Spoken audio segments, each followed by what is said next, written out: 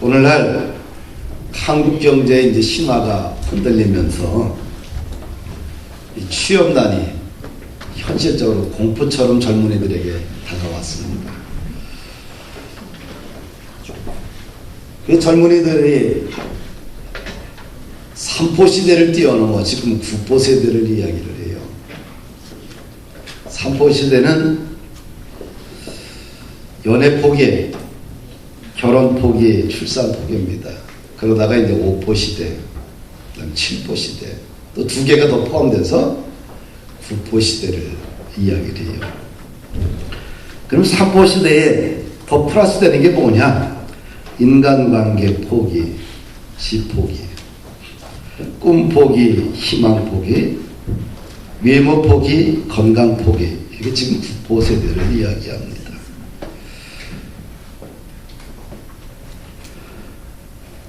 참 안타까운 일들이죠. 왜 이렇게 한국 사회가 이렇게 지옥같이 바뀌었느냐. 그것은 모럴 해저드가 내면에 깔고 있지 않나. 도덕적 행위가 아닌가.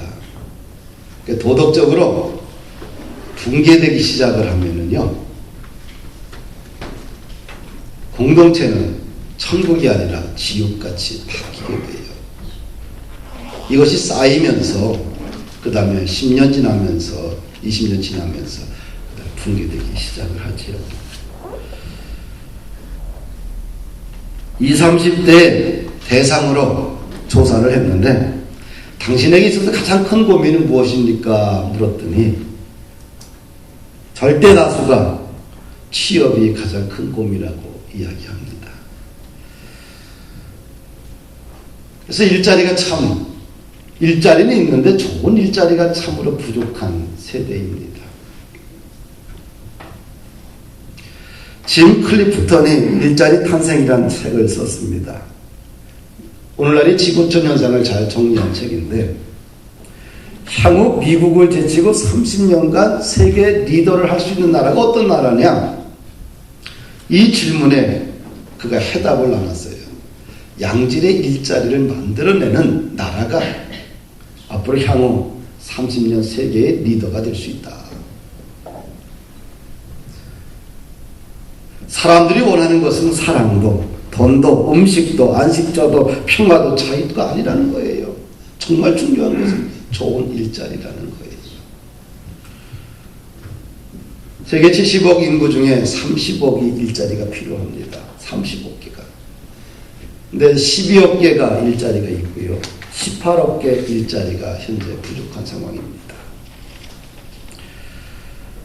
그 모든 나라들이 일자리 부족으로 인해서 위기를 지금 경험하고 있습니다.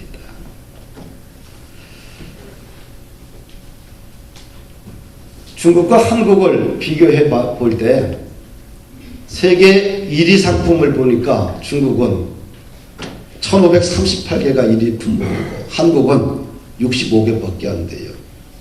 점점 1위 상품이 점점 줄어들고 있고요. 당연히 그러니 어떻게 돼요? 좋은 일자리들은 없어지게 되지요.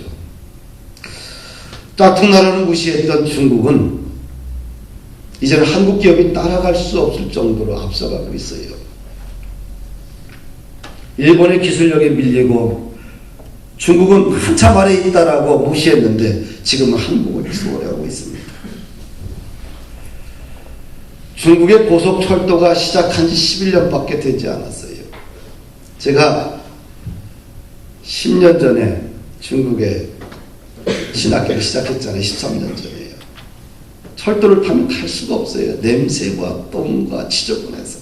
또 비둘기같이 가니까. 지금은 어때요? 초고속 열차가 중국 대륙을 동서남북으로 다 관통합니다. 옛날에 12시간씩 갔던 거리를 지금은 4시간이면 출발을 해요. 열차가, 표적열차가 얼마나 빠른지 몰라요. 깨끗합니다. 굉장히 편안해요. 11년 만에 중국 고속철도가 세계에서 가장 잘 나가는 최첨단 철도가 되었어요. 세계 최강이 되었어요. 모바일 업계 하면 한국이 대세였습니다. 그런데 중국이 한국보다 2년 앞섰습니다. 카카오톡을 만든 김범수 대표가 이런 말을 했어요. 엄청난 해일이 덮쳐올 것이다. 중국의 샤오미라는 핸드폰은 창립한 지 5년밖에 안 됐어요. 삼성전자의 기술진들이 무시했습니다. 기술도 없는 저런 회사가 무슨 핸드폰을 만든다고. 그런데 금년에 중국에서 작년과 금년에 연이어 1위 한 것이 샤오미예요. 삼성전자 핸드폰은 작년에 4위 했다가 올해 5위로 추락하고 끊임없이 추락하고 있어요. 왜 이런 현상이 일어날까? 우리가 성공에 취하고 기업가들이 쉽게 돈 버는 일에 몰두하고 정치가들이 비전이 부족하고 국회는 자기 밥 지키기에 바빠서 서로 이전투구하다 보니 어느새 한국이 경쟁력을 잃어가는 나라가 되고 말았어요. 또 총체적인 모럴 해저드가 우리 한국 사회를 덮고 있습니다. 도덕적 해이.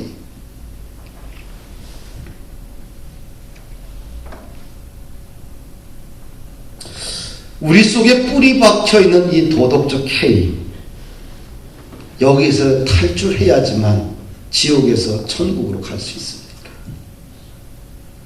모럴 해저드는 반드시 고통의 대가를 치르게 되지요. 어떻게 되겠지? 라는 막연한 생각으로 살아가는 것도 모럴 해저드입니다. 사랑하는 여러분들, 이런 도덕적 해이뿐만 아니라 또 우리는 하나님을 믿는 자녀들입니다. 또 영적인 해이는 없을까? 그럼 도대체 영적인 해이는 어떤 것일까? 사명 따라 살지 않는 것입니다. 구원의 영광과 감격과 은혜로 주님의 유언대로 전도와 선교하지 않는 것, 이 영적인 해입니다. 말씀 따라 살지 않고 말씀에 지배받지 않고 자기 고집과 자기 주장과 아집대로 살아가는 것, 이것이 도덕적 해이겠, 영적인 해이겠지요. 진리를 추구하는 것보다 진리보다는 정직보다는 적당하게 이익대로 움직이는 것, 이것도 영적인 해이겠지요. 헌신 없이 수고 없이 축복의 열매를 누리고자 하는 기복신앙, 일 열심히 일하지 않고 하나님의 기적만을 기다리는 게으른 신앙, 교회에서 신앙의 의무를 하지 않고 대접받기를 원하는 이기적인 신앙, 내 안에 예수님은 사라지고 자신이 주인 되어 살아가는 교만한 신앙, 이런 것들이 영적인 해이가 아닌가 생각이 듭니다. 언젠가는 반드시 영적인 해일가 찾아오게 되면 반드시 큰 대가를 치를 수밖에 없다는 것이지요. 그래서 주님은 말씀을 해요. 깨어있으라. 따라합시다. 깨어있으라. 깨어있는 사람만이 도덕적 해이와 영적인 해이에 빠지지 않아요. 오늘 본문은 바울이 세운 교회입니다. 데살로니가 교회. 참 이 교회는 궁핍과 환란이 심각한 교회입니다. 참으로 어려워요. 그런데 그 어려운 교회가 스스로 자생적으로 교회가 세워졌습니다. 말세를 살아가는 성도들의 삶의 지침서를 바울이 제공해주고 있어요. 말세를 살아갈 때 교회는 성도는 어떻게 살아야 되느냐. 첫째는 지도자들 극진히 존경하라고 합니다. 좀 한번 읽어볼까요? 12절, 13절 말씀이 있는데, 사도 바울이 이제 교회에게 부탁하는 거죠. 너희를 위하여 수고하고 주 안에서 다스리는 분들을 어떻게 대해야 되느냐. 같이 한번 읽어보십시오. 12절 말씀 시작. 얘들아, 우리가 너희에게 구하니 너희 가운데서 수고하고 주 안에서 너희를 지키며 원하는 자들을 너희가 알고 우리에게서 말미암아 사랑에서 가장 귀히 여기며 너희에게 화목하라. 말세를 살아갈 때 어떻게 살아가는 것이 삶의 지혜냐? 지도자들을 극진히 존경하라고 그래요. 지도자들을 어떻게 대하는 것이 바른 태도냐? 이 성경의 번역을 보게 되면 사랑 안에서 가장 귀히 여겨라.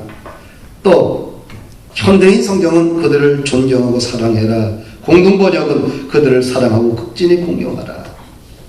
지도자들을 존중할 수 있어야 돼요. 그 권위에 순종할 수 있어야 됩니다. 왜냐하면 지도자는 하나님이 세우신 제도이기 때문에 그렇습니다.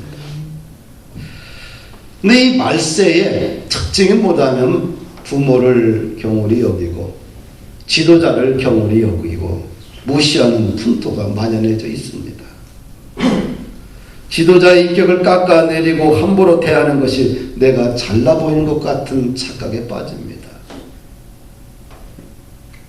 이게 말세의 징조지요. 회사에서는 일터에서는 사장님이 계시고 또 일터에는 윗사람들이 있습니다. 어떻게 해야 될까요? 깎아내려야 될까요? 아니에요. 존중하라고 해요. 나라를 이끌어가는 공무원들이 있어요. 공무원들. 그 공무원들의 권위를 인정해주고 존중할 때 공무원들이 열심히 일하지 않겠어요? 우리가 세워놓은 공무원들을 무시하고 함부로 대하고 너희들은 국민이 낸 세금으로 먹고 살기 때문에 종이다. 이렇게 함부로 대해서는 안 돼요. 그럼 일하고 싶겠어요? 일 안 해요. 눈치만 봐요. 적당히 자리만 지켜요. 그럼 누가 손해날까요? 국가가 경쟁력이 하락이 되고. 할렐루야. 공무원들은 사실은 우리의 부모님들이고요. 형제 자매들이고요. 오빠고요. 동생이고요. 또 삼촌이고요. 알고 보면 한 집에 공무원 없는 사람이 없어요. 다 있어요. 우리 집에 재수 씨도 인천에서 3번째로 높은 사람이요. 근데 이런 공무원 다 있어요. 무시하면 안 돼. 존중하라는 얘기예요. 할렐루야. 그래야 좋은 나라가 돼요. 우리가 그들을 존중해 줄 때 그들이 책임과 의무를 가지고 열심히 일하는 거예요. 할렐루야. 학교에서 우리의 자녀들을 가르치는 선생님들을 부모들은 어떻게 대해야 될 것이냐. 존중해야 돼요. 무시하면 안 돼요. 학교에서 이런 소리 들었어? 그거 못된 선생이네. 아빠가 혼내줄게. 엄마 가서 혼내줄게. 나라를 망치는 꼴입니다. 아이의 태도를 바르게 길을 줘야 돼요. 할렐루야. 잘못됐으면 혼나야 됩니다. 부모가 선생님을 무시하고 선생님을 우습게 여기면 아이들이 학교 가서 제대로 공부하겠어요? 교회도 마찬가지예요. 교회도 모든 직분들이 있어요. 부를 때 집사님, 권사님, 장로님, 목사님, 전도사님 이렇게 불러야 돼요. 할렐루야. 이게 말세를 살아갈 때 힘이 되고 에너지를 서로 주고받을 수 있는 거예요.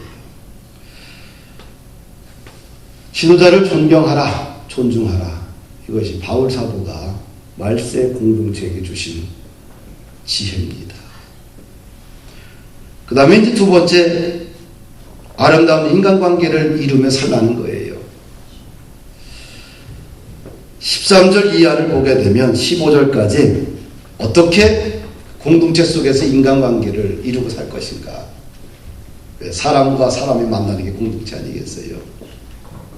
첫째는 서로 화목하라고 그래요. 13절 보니까 너희끼리 뭐라고요? 화목하라. 할렐루야. 복음은 사랑의 설로우로 흘러가게 돼요. 화목해야지만 복음이 흘러가게 돼 있어요.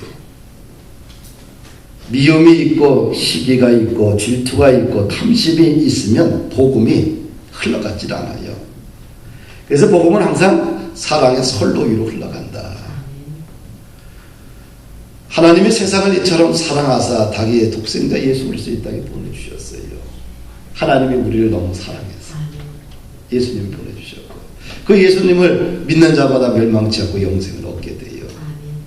사랑을 통해서 예수님을 이 땅에 보내주신 거예요.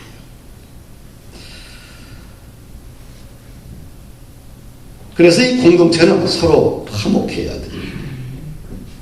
인간관계의 필수입니다. 공동체는 분노함으로 세워지지 않아요. 따진다고 세워지지 않아요. 공동체는 서로가 화목해야 돼요. 그 다음에 규모 있게 살라고 합니다. 14절을 보니까 또 형제들아 너희를 권면하노니 게으른 자들을 권계하며 다른 성경을 보니까 규모 없는 자들을 권계하며 표준세 번역은 무질서하게 사는 사람들을 훈계하라. 현대인 성경은 제멋대로 사는 사람들을 훈계하라. 이 규모 없는 자들, 이 원어에 해당하는 뜻은 이렇습니다. 대열에서 떠난 병사, 중도에서 기권한 사람들을 말하는 것이죠. 다른 말로 교회의 질서를 따르지 않는 분들, 믿음의 길로 걸어가지 않는 분들, 어떻게 하라고 그래요? 권계하라, 훈계하라. 믿음 생활을 어떻게 하는 것이냐? 규모 있게 하는 거예요. 따라합시다. 규모 있게 하자. 제멋대로 무질서하게 대열에서 이탈한 병사처럼 신앙생활에서는 안 된다는 거죠. 특별히 삶이 고단할수록 어떻게 살아야 돼요? 질서 있게 살아야 돼요. 삶이 힘들수록 질서 있게 살아야 돼요. 규모 있게 살아야 돼요. 그래야 현실을 뚫고 일어날 수가 있어요. 삶이 어려운데 규모 없게 산다. 그러면 어떻게 인생이 망가져 버려요. 쑥대밭이 돼 버려요. 할렐루야. 그래서 규모 있게 사는 훈련을 해야 돼요. 그래서 규모 있게 살라는 말은 신앙의 원리를 따르는 얘기와 같은 얘기죠. 주일 성수나 헌금 생활이나 봉사 생활, 기도 생활, 말씀 묵상을 성경의 원칙대로 살아야 돼요. 이것이 규모 있게 사는 거예요. 데살로니가 교회 성도들 중에 보니까 규모 없이 살아가는 사람이 있어요. 교회의 제도를 따르지 않습니다. 제멋대로 신앙생활하는 사람들이 있어요. 바울 사도가 권면하는 거예요. 규모 있게 살라. 신앙의 원리대로 살라. 훈계하고 가르치라고 그래요. 경기하는 자들은 어떻게 경기장 안에서 뛰어야 합니다. 그래야 상도 있고 또 면류관도 있고 승리도 있습니다. 이것이 룰이지요. 마찬가지로 신앙에도 룰이 있습니다. 룰을 벗어나면 어떻게 될까요? 혼자는 잘하는 것 같지만 결국에는 질서를 파괴하기 때문에 무너질 수밖에 없다. 규모 있게 신앙생활 해야 됩니다. 할렐루야. 그 다음에 3절을 또 계속 보니까 이런 말씀을 해요. 마음이 약한 자들을 격려하고 힘이 없는 자들을 붙들어주며 모든 사람에게 오래 참으라. 마음이 약한 자들이 있어요. 마음이 약한 자를 격려해줘라. 모든 사람들이 나와 똑같지 않아요. 어떤 사람은 눈만 부릅떠도 어떻게 돼요? 심장이 콩닥콩닥 하는 사람이 있어요. 어떤 사람은 목소리만 큰 소리만 들어도 뒤로 넘어가는 사람이 있어요. 다 틀려요. 마음이 약한 자들을 어떻게 격려해야 돼요? 할렐루야. 힘이 없는 자들을 붙들어주는 것이 교회입니다. 왜냐하면 모든 사람들이 다 기질이 달라요. 성격도 다르고 삶을 대하는 태도도 다르고 그 사람이 신앙의 성숙도가 다 달라요. 그래서 우리 무신결에 쟤는 왜 그래? 이런 말 하게 되면 어떻게 돼요? 상처받게 되고 무너지게 되는 거예요. 공동체에서 대인관계를 할 때 이런 연약한 사람들을 잘 도우라는 거예요. 모든 사람에게 대해서 오래 참으라고 합니다. 온전한 그리스도인으로 성장하기 위해서는, 세워지기 위해서는 시간이 걸려요. 오래 참는 것은, 사람에 대해서 오래 참는 것이 정답이에요. 참아야 됩니다. 기분 나빠도 참아야 돼요. 어리석은 행동까지도, 어리석은 말까지도 어떻게 돼요? 기다려주고 받아주어야 돼요. 그래야 공동체가 아름다워져요. 할렐루야. 모든 사람들이 다 성숙한 모습을 가지고 있지는 않아요. 그 공동체가 되기 위해서는 그냥 인내밖에 없습니다. 인내밖에 없어요. 다른 방식이 없어요. 그 다음에 15절 말씀 우리 같이 읽습니다. 시작. 삼가 누가 누구에게든지 악으로 악을 갚지 말게 하고 서로 대하든지 모든 사람을 대하여 항상 선을 따르라. 항상 좋은 일을 하려고 애써야 돼요. 힘써야 돼요. 그래 공동체가 아름다워져요. 악으로 갚지 말고 모든 사람에게 좋은 일을 하려고 애써야 됩니다. 사람들이 나에게 악한 짓을 해서도 어떻게 돼요? 그 사람에게 좋은 것을 해주려고 찾아야 돼요. 아멘. 이것이 말세를 살아가는 지혜예요. 요즘 사람은 얼마나 사람들이 마음이 무너졌는지 나에게 조금만 손해보면 어떻게 돼요? 그거에 100배, 1000배를 갚아주고 싶어하는 마음이 도사리고 있어요. 이 독함이 있어요. 이래가지고 공동체가 아름다워질까요? 내가 다른 사람이 나를 악하게 대했다지라도 어떻게 돼요? 선하게 바꿔서 해석해야 돼요. 그래서 요셉과 같은 사람들이 좀 많이 필요합니다. 형들은 나를 해하려 하였으나 요셉은 형들을 해하지 않았잖아요. 이것을 오히려 선으로 바꿨잖아요. 할렐루야. 이것이 말세를 살아가는 삶의 지혜가 아닌가.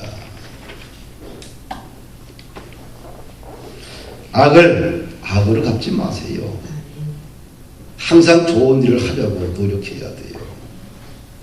이게 말세 공동체가 지켜야 될 공동체 룰이에요. 할렐루야.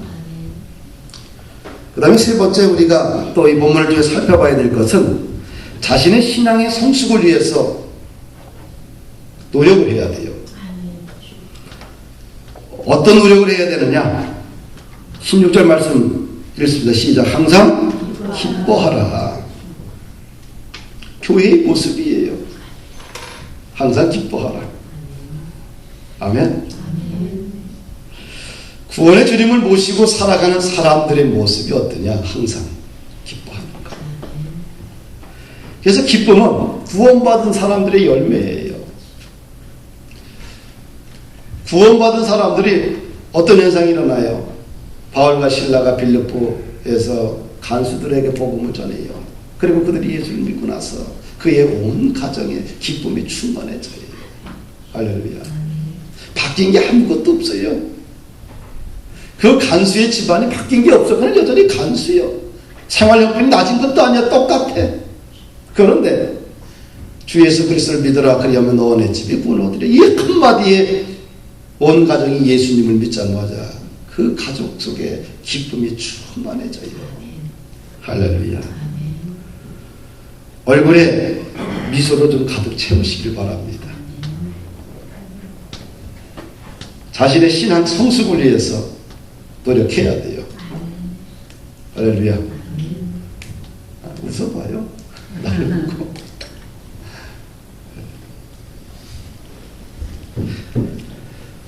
사단은 어둠을 좋아해요. 그래서 어둠의 지배를 받으면 얼굴이 기쁨을 잃어버리고 우수에 젖어버립니다. 그래서 항상 기뻐하자.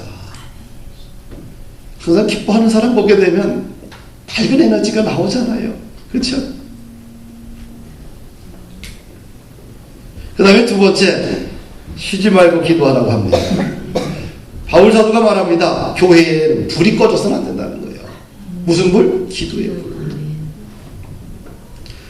말세를 살아가기 위해서, 승리하기 위해서 반드시 뭐예요? 쉬지 말고 기도해. 기도의 불이 꺼져서는 안 된다. 교회도 일터도 예측 불가능합니다. 힘들 때 이길 수 있는 에너지가 어디서 나올까? 기도밖에 없어요. 세계 경제가 한 몸처럼 움직입니다. 하나님의 절대적인 도움 없이는 견딜 수가 없어요. 그래서 기도가 꺼지지 않으면 반드시 천사가 돕는다. 따라합시다. 기도의 불이 꺼지지 않으면 반드시 천사가 돕는다. 할렐루야. 이 땅에 사는 것 자체가 영적 전투예요. 그래서 기도하면 기름 부음을 받아요. 기도하면 성령 충만 받고요. 기도하면 영적 에너지가 충만해져요. 기도하면 일터와 교회와 가정이 날마다 놀라운 섭리로 가득차게 됩니다. 하나님과 관련된 거룩한 것은 기도 없이는 불가능해요. 거룩하게 살기를 원하고 거룩한 비전을 이루기 원한다고 한다면 끊임없이 기도해야 돼요. 기도 없이 하늘의 축복의 문이 열리지가 않아요. 할렐루야. 세 번째는 범사에 감사하라. 따라합시다. 범사에 감사하라. 그러나 범사에 감사하면 인생의 길이 열린다. 근데 범사에 불평하면 인생의 길이 막힌다. 원리는 간단하다. 따라합시다. 범사에 감사하면 인생의 길이 열리고 범사에 불평하면 인생의 길이 막힌다. 할렐루야. 원리는 간단해요. 단순해요. 교회의 주보를 보면 하루에 한 가지씩 이렇게 쓰게 됐어요. 감사를. 그리고 셀리베 때 그거를 한번 나눠보라고. 계속 빈 공간을 보내고 있는데 하루에 개인 노트에도 쓰겠지만 한번 하루에 한 가지씩 한번 써보세요. 그리고 그 한 주간을 다 쓰고 그 공간을 채워보면 느낌이 틀려요. 할렐루야. 다음 주일은 감사주일이죠. 추수감사주일 예배예요. 교회에서 바베큐도 준비를 했습니다. 또 1년을 뒤돌아보면서 우리 생각을 좀 해야 돼요.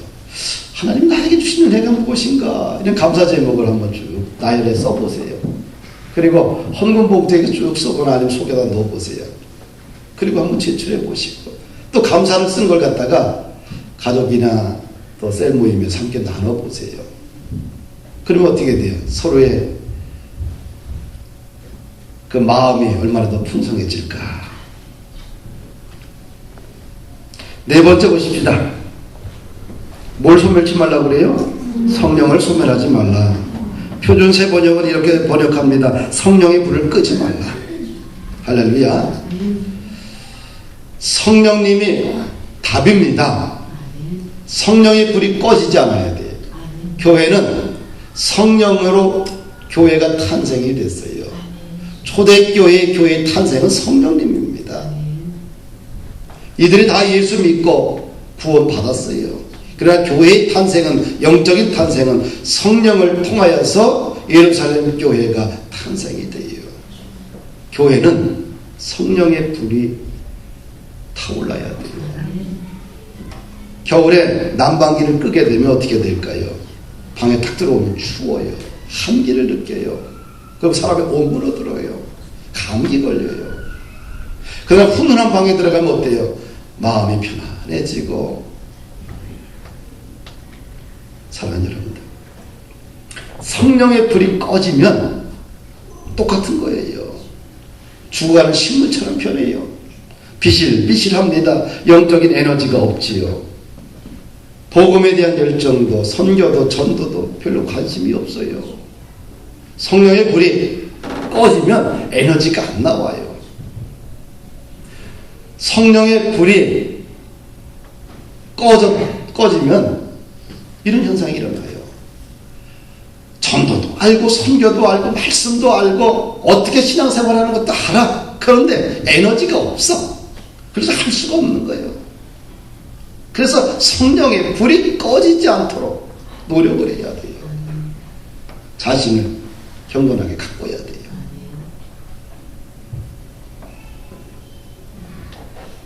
성경에 하나님이 주신 비전은 다 성령을 받아야지만 열리게 되어 있어요. 성령 받지 않으면 주님의 나라에 일꾼 안 됩니다.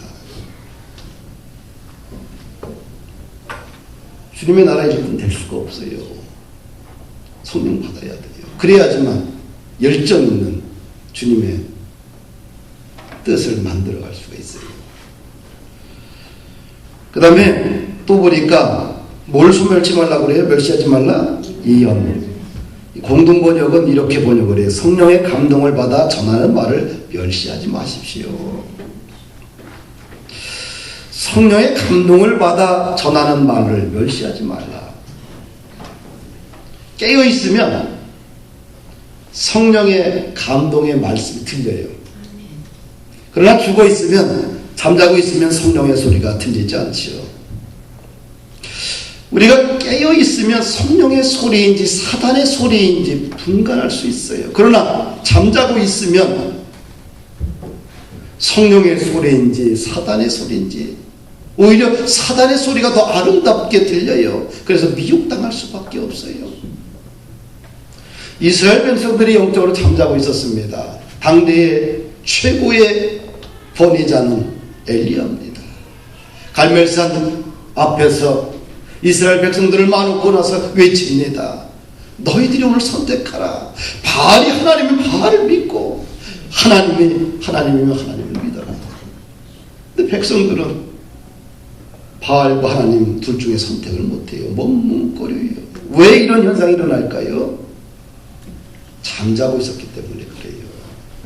성령의 소리를 들어도 그것이 진짜인지 가짜인지 구분하지 못합니다. 머뭇머뭇거려요. 왜일까요? 엘리야가 잘못입니까? 백성들이 잘못입니까? 엘리야는 깨어 있었어요. 엘리야를 통하여서 하늘의 응답을 받고 바알과 아세라 선지자들을 다 죽입니다. 엘리야 한 사람을 통하여서 하늘의 불이 떨어져서 제단을 다 태워요. 응답받았어요.